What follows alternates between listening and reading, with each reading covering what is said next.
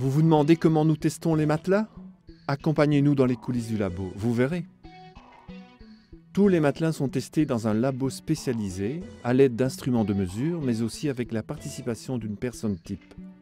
Ceci nous permet de reproduire scrupuleusement des situations réalistes. Avant d'entamer les tests, nous vérifions si notre dormeur type a une colonne vertébrale saine afin que les résultats du test soient significatifs et comparables.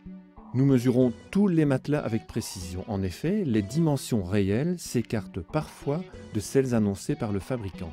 Une couverture spéciale nous permet de déterminer la répartition de la pression du corps sur le matelas.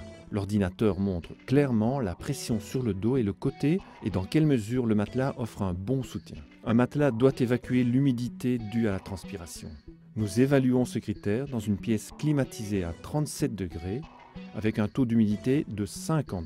Ce dispositif, posé sur le matelas, permet de reproduire un taux d'humidité de 99%. Un appareil de mesure nous permet de vérifier la quantité d'humidité évacuée par le matelas. Un bon matelas soutient la forme naturelle du dos. Pour contrôler cet aspect, notre personne type se couche sur le lit. Nous insérons une série de câbles en divers endroits du matelas. Ces câbles sont reliés à un ordinateur. Nous calculons ainsi la qualité de soutien du matelas. Pour le test d'endurance, un rouleau de 140 kg passe 60 000 fois sur le matelas. Cette épreuve représente une durée de vie moyenne de 8 à 10 ans. Un matelas doit offrir une bonne élasticité. Nous la mesurons lorsque le matelas est neuf, mais aussi après le test d'endurance. Pour un matelas, la résistance au feu est bien sûr fondamentale. Nous la testons à l'aide d'une cigarette et aussi d'une flamme. Un bon matelas ne doit pas prendre feu au contact d'une cigarette ou d'une flamme.